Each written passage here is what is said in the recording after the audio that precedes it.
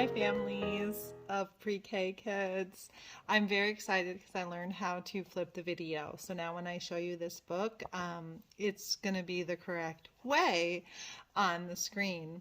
So I want to talk to you about some books I'll be sending home in this type of container thingy.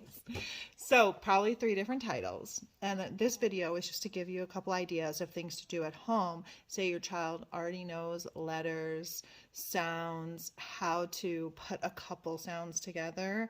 What they're doing is just getting ready to read. So without holding them back, these are some ideas for the spring as we move forward and get them ready for kindergarten. So if your child has a book like this, one of the really good ideas is to have them point to the title. Ask, where's the title of the book? They have learned title all year and they should point to that. If they're pointing to this, just remind them that is the picture. I can't read anything on the picture, but I can tell you what I see. Where are the words on the front that show the title? So, and then of course model it for them. You can also do a ton of things with the title. You can point to each word and say, okay, the title of this book is Baby Animals at Home. And then you can just say, can you do that? Okay, and you just have them repeat it. Touch and say, Baby Animals at Home. No, they cannot read these words, but that's not the point. The point is for them to realize that when you speak a word and say a word, you're touching that thing right there, which has 4 letters in it. So just play around with that for the title. You can do that with any page, okay? Say you're reading, always read who the author is as well. When you get to the title page, they should know title page. Ask them to find the title page, or say, this is the title page. It looks just like the front. Then you read the book together, okay? For example, books like these that I'm sending home are pretty repetitive in their language. So, for example, what babies eat in a nest? What? Yeah, that's what it says. What babies eat in a nest? Birds do. So this is very simple language. You'll see some repetitive language on the next page. But as you read with your child, always point to the words. Do not just hold the book and read it. I did this with my children when they were young, and I am convinced this is what helped them read, learn how to read at an early age, is them watching you track your finger along as you read. Okay, next page. So we have what babies eat in a nest. Birds do. What babies swim in the water. Tadpoles do. So this is repetitive language. This is a great way to teach them a word here or there. That's why we teach patterning. This is basically them finding patterns in the letters. For example, you go back, oh, there's the word do. Oh, there it is again. They may not know this is a D and an O, but they're going to know it looks the same thing as this. It looks like it. Same thing. And they're going to be able to pick that out. Do, and then you can say, duh. I hear the duh.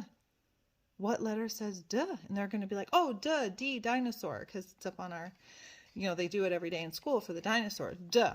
Okay, so do that like with beginning sounds, pointing out words for fun, repetition, talk about the pictures, say there's birds on this page. Just say to your child, I see the word bird on the page. There's a bird in the picture, and this is the word bird. Buh, buh. Even if they just get beginning sound of buh, they can show you that this is the word bird. I just happened to give a tongue twister word there. What babies swim in the water? Tadpoles do. Another example of repetitive language. What?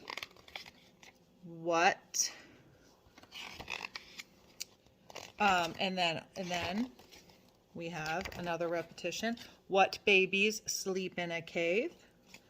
Bear cubs do. Clearly you're getting the idea of repetitive language and how these little reader books are going to help them point and follow along with the words.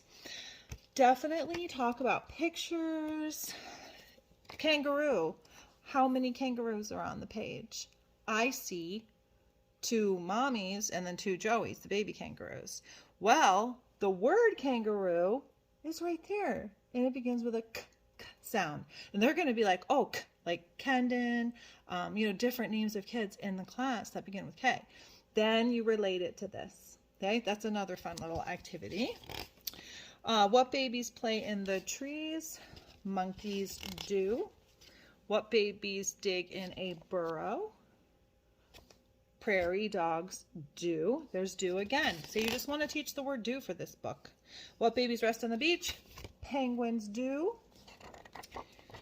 What babies mess up my room? Well, then you can talk about pets. Usually at the end of a repetitive book like this, it will have a different language pattern at the very last page.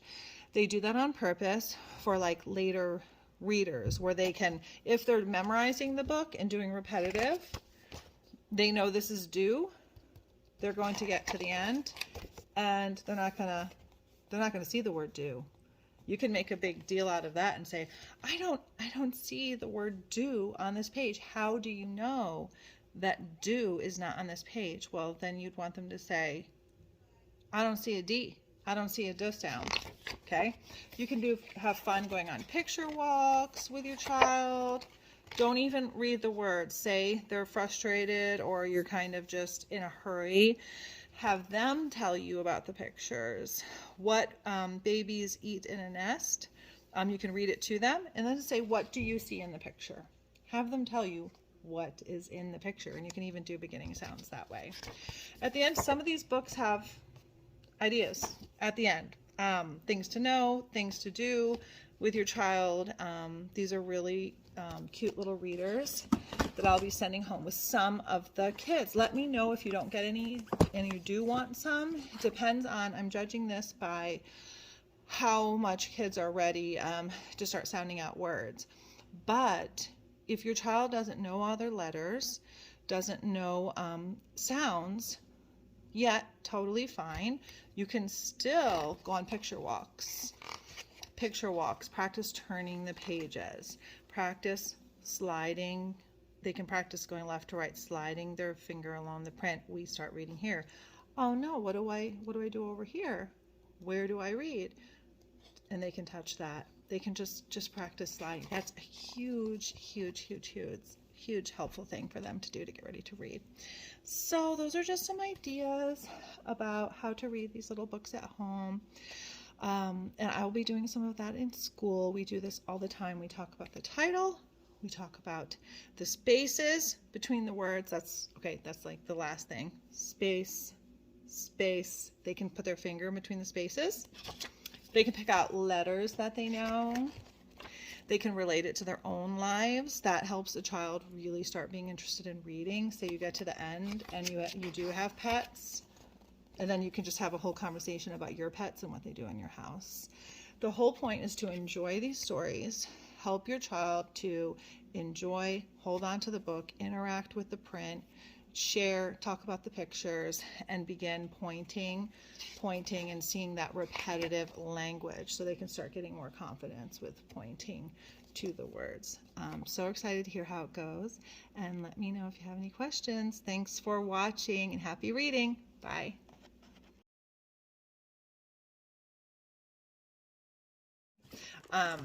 There's a few your child will probably get, like, these are the same. There's different titles.